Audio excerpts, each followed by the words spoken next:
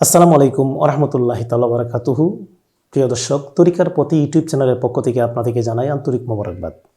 আজকের যে আলোচনার বিষয় সেটা হলো রোজা কয় ধরনের হয়। যেহেতু এটা মাহে রমজান, আমরা প্রত্যেকেই রোজার এই বিষয়গুলা আমাদের জানা দরকার। রোজা কত প্রকার রোজা আছে এগুলি আমাদের জানা দরকার। রোজা কয় ধরনের হয় এটা আজকে আমি আমার ভিডিওর সামনে তুলে ধরবো। আপনারা ভিডিওটি প্রথম থেকে শেষ পর্যন্ত দেখার অনুরোধ করছি। তো প্রথমে আমরা জেনে নিব আসলে রোজা শুধু উপবাসে নয়, রোজা কিন্তু আসলে 4 ধরনের রোজা হয়। রোজা কিন্তু 4 ধরনের হয়। এক নম্বর হলো দেহের সিয়াম। এটা আমাদের এই দেহ দ্বারা সিয়াম, মানে যেন আমরা উপবাস থাকি, এটা দেহের সিয়াম। এটা দুনিয়ার চাহিদা ত্যাগ করে, দুনিয়ার যে চাহিদা আছে এটা ত্যাগ করে কি দেহের সিয়াম, মানে দেহের রোজা। 2 নম্বর যেটা মনের সিয়াম, মানে আমার মনের যে সিয়ামটা, মনের রোজা, সেটা হলো আমার নফস ভাঙ্গে। মনের রোজাটা আমার নফসের যে খাহেসাত আছে এগুলি ভেঙ্গে দেয়। 3 নম্বরে যেটা সেটা হলো কলবের সিয়াম, মানে কলবের সিয়াম। কলবেও কিন্তু রোজা রাখে। কলবের সিয়াম হলো যেটা আল্লাহর সাথে একটা নেক সম্পর্ক স্থাপন হওয়া বা আল্লাহর দিকে সম্পূর্ণ মনোযোগী হওয়া। আল্লাহর দিকে যে মনোযোগী হওয়া সেটাই হলো কলবের সিয়াম। এটা হলো কলবের রোজা। কলবের রোজা দ্বারা কি হয়? আল্লাহর দিকে একটা সম্পূর্ণ মনোযোগী হয়। এরপর হলো রুহের সিয়াম, মানে রুহের রোজা। রুহের রোজা হলো রুহের জাগরণ, মানে রুহের রোজার মাধ্যমে এই রুহটা জাগরণ হয়। তাহলে আমরা 4 রকমের রোজা পাইলাম। একটা হলো দেহের সিয়াম, একটা হলো মনের সিয়াম, একটা হলো কলবের সিয়াম, একটা হলো রুহের সিয়াম। দেহের সিয়াম মানে এই দেহের রোজা, মনের সিয়াম মানে মনের রোজা, কলবের সিয়াম মানে কলবের রোজা, রুহের সিয়াম মানে রুহের রোজা। আসলে প্রত্যেক জিনিসেরই কিন্তু একটা জাকাত আছে। নবীজি বলছেন প্রত্যেক জিনিসেরই কিন্তু একটা জাকাত আছে, আর শরীরের জাকাত হচ্ছে রোজা। রোজা রাখলে আপনার শরীরের জাকাত আদায় হয়ে যাবে।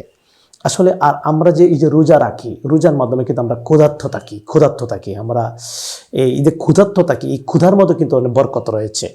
যেমন পেট ভরা থাকলে, যারা বেশি পেট ভরে তারা কিন্তু কলব কঠিন হয়ে যায়। এর পেট ভইরা ভাত খাইলে বা পেট ভরা থাকলে কিন্তু ইবাদত হয় না, মানে কলব কঠিন হয়ে যায়। আর ক্ষুধা কলবকে জাগ্রত করে, ক্ষুধা কলবকে জাগ্রত করে এবং ক্ষুধা নফসের কামনা দূর করে। ক্ষুধাটা নফসের কামনা দূর করে এবং ক্ষুধা শয়তানি প্রভাব দুর্বল করে। শয়তানি প্রভাব যে নিজের মধ্যে উদয় হয়, এটা দূর করে দেয় এই ক্ষুধার মাধ্যমে, মানে রোজার মাধ্যমে। এবং রোজার মাধ্যমে যে ক্ষুধা, এই ক্ষুধার মাধ্যমে মানুষের আত্মশুদ্ধি হয়। তাই সুফিরা বলে যে ক্ষুধার স্বাদ পেল সেই মারেফতের দরজা পেল। সুবহানাল্লাহ, কত সুন্দর! যে ক্ষুধার স্বাদ পেল সেই মারেফতের দরজা পেল। আসলে আর রোজাটা মূলত ডাল স্বরূপ। রোজা রাখলে সকল খারাপ কাজ থেকে রোজা ফিরাইয়া রাখে। তো প্রিয় দর্শক, আপনারা সবসময় আমার তরিকার প্রতি ইউটিউব চ্যানেলে চোখ রাখেন। আমি কিন্তু অনেক আধ্যাত্মিক বিষয়গুলো আপনাদের সামনে তুলে ধরি। আমার অনেক শুভাকাঙ্ক্ষী আছেন, আমাকে অনেক ভালোবাসেন। আপনারা নিশ্চয় জানেন আমি 3টা মাদ্রাসা পরিচালনা করি। তো আপনাদের অনেক সহযোগিতায় আমার এই মাদ্রাসাটা পরিচালিত হয়ে আসছে। আমি নিজেও আমার ওয়াজের হাদিয়া এখানে দিচ্ছি এবং আপনাদেরও অনেক সহযোগিতা এখানে আছে।